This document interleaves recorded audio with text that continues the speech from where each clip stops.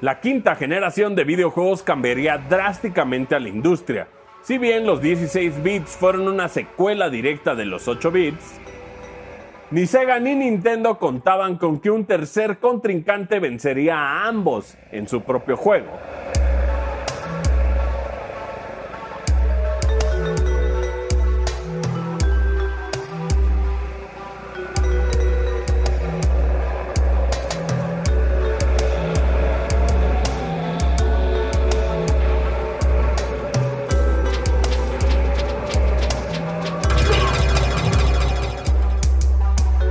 Ambas compañías arrancarían esta generación con el pie izquierdo. Por un lado teníamos a Sega con el 32X, un periférico que permitía a los usuarios de Genesis tener una probadita de los 32 bits.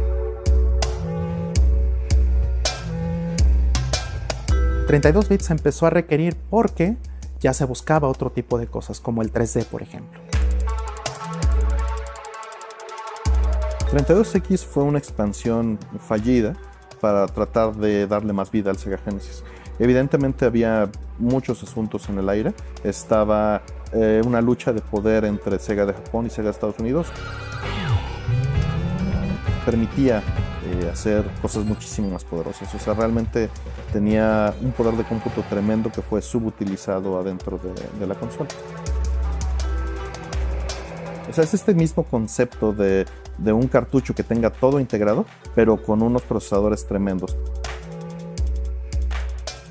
Por otro lado teníamos a Nintendo con el Virtual Boy, una consola que jamás se definió y un experimento que fue cerrado a poco más de un año. Virtual Boy fue un experimento muy atrevido, muy riesgoso de parte de Nintendo, que buscaban fuera una línea completamente separada de sus consolas. El Virtual Boy me parecía y me sigue pareciendo un aparato extrañísimo para haber existido. Creo que fue una pieza de la historia fundamental, pero al mismo tiempo estaba tan fuera de su época, que era un objeto de arte más que una máquina de videojuegos. La primera reacción que tuve fue así de, "Este es el futuro", pero me duró 5 minutos. Como a la mayoría, yo creo. Es una idea complicada, ¿no? Porque ataca un mercado difícil. De entrada, en una época en la que estamos viendo avances tecnológicos muy orientados a las gráficas, los 32 bits del Virtual Boy no iban por ese lado. Era solo un CPU de 32 bits y por eso entra en la generación, pero gráficamente es monocromo. Fue un experimento por esta carrera de tratar de entrar a la realidad virtual. Un producto de su época que se vio ensalzado o levantado por las tendencias de lo que se creía que iba a pasar. Aun cuando Sega era pionero en los salones de arcade con juegos en 3D desde muchos años antes, originalmente el Saturn era una consola que apuntaba a ser el paraíso de los juegos en 2D. La gente ya no confiaba mucho en Sega después de que te acababan de vender casi paralelamente un 32X y te decían, pero ya está el Saturn. O sea, fue todo tan rápido que la gente dijo, pues es que yo apenas te estoy consumiendo esto y ya me estás metiendo otra consola, yo no te puedo comprar todo. Yo siento que eso fue un problema muy grande para Sega. Todo esto cambió cuando Sony anunció su primer consola, PlayStation, la cual tenía como prioridad dar de una vez por todas el salto de los videojuegos al 3D. Tenía RAM y capacidades 2D y 3D. Era fácil de desarrollar también en su procesamiento 3D porque tenía bibliotecas especialmente diseñadas para ello, y también podía utilizar audio ya sea directo de Redbook, del CD, o podía utilizar sampleo o podía utilizar síntesis. Entonces esa versatilidad hacía que el desarrollador de cualquier plataforma pudiera entrar. Ahora, ¿qué es atractivo para el consumidor? Los productos. Y si tienes desarrolladores generando productos, vas a jalar al consumidor.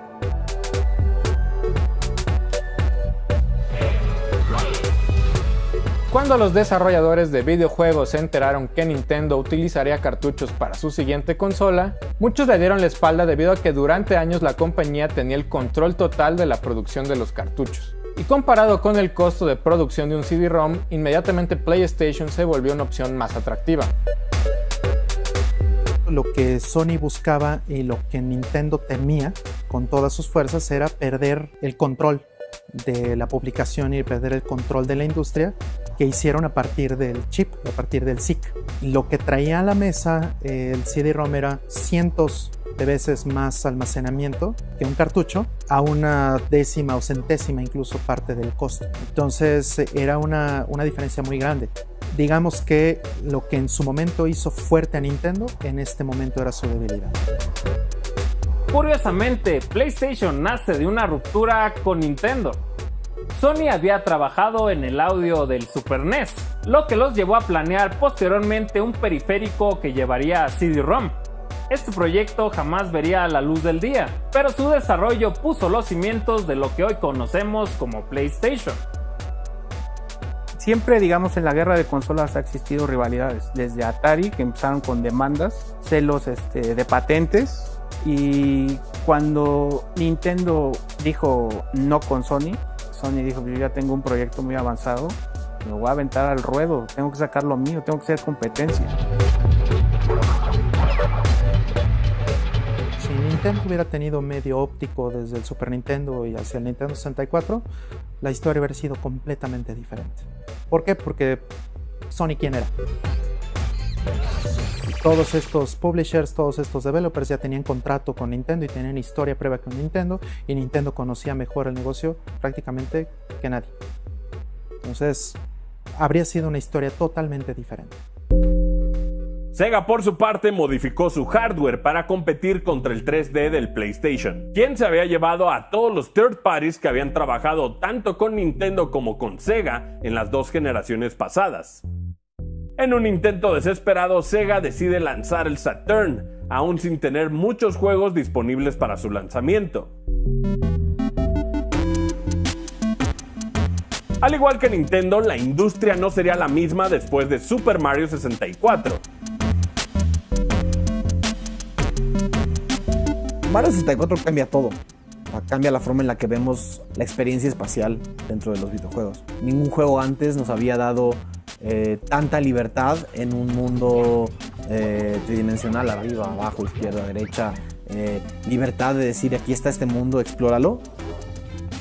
Creo que la fidelidad del detalle se perdió mucho, sobre todo en 64, pero se ganó una dimensión. Ganamos una dimensión en todo lo que estábamos jugando. Ganamos la capacidad de ver, pensar y recorrer arriba, abajo, izquierda, derecha, adelante y atrás. Bueno, Mario 64 fue un parteaguas porque planteó un modelo de cómo podría funcionar un juego en 3D. Hoy en día tenemos muchísimos juegos que imitan ese modelo o tienen sus bases en ese modelo, tal vez no necesariamente porque sean las mejores, simplemente porque funcionaron y funcionaron bien. Marcó la norma en muchos juegos que saldrían después, sobre todo en la cuestión de la cámara. Poder controlar la cámara era algo súper novedoso en esa época, ¿no? En un juego 3D. Rare logró exprimir bien el hardware y la potencia que tenía el Nintendo 64, pero Nintendo pues sí lanzó grandes joyas, ¿no? La verdad, y juegos también muy memorables, cosas como Ocarina of Time y otros más. Pero ni Mario ni Zelda fueron suficientes para detener el desarrollo imparable del PlayStation. Squaresoft, Capcom, Konami y todos los third parties se encargaron de llevar esta consola a la cima. Por otro lado, la ausencia de Sonic en Saturn fue uno de los motivos más importantes por lo que esta consola jamás despegó. En ese entonces no podías imaginarte una consola sin mascota. No podías imaginarte una consola que no tuviera de lanzamiento un juego que no fuera un Sonic o un Mario. Sonic era el personaje más querido de Sega. Yo creo que fue una muy mala decisión no lanzar con un muy buen Sonic. El Saturno tuvo la desventaja de ser una consola 2D con muchísimo poder, que se tuvo que convertir en una consola 3D y fue lanzada al mercado inesperadamente, sin una maduración adecuada. En esta generación, PlayStation tomó el papel que Sega había desempeñado en el pasado. Juegos como Resident Evil y Silent Hill fueron suficientes para dejarle claro al mercado que las experiencias para mayores de edad solo se encontraban ahí. Recordemos que los que empezamos con el Nintendo vamos creciendo, nuestros gustos también van diversificándose. No quiero decir que vayan madurando, porque no. Necesitamos una opción que cubra esas necesidades y Sony fue el que lo cubrió de lleno. Sony no tenía la capacidad de hacer todo in-house como lo podía hacer un Nintendo.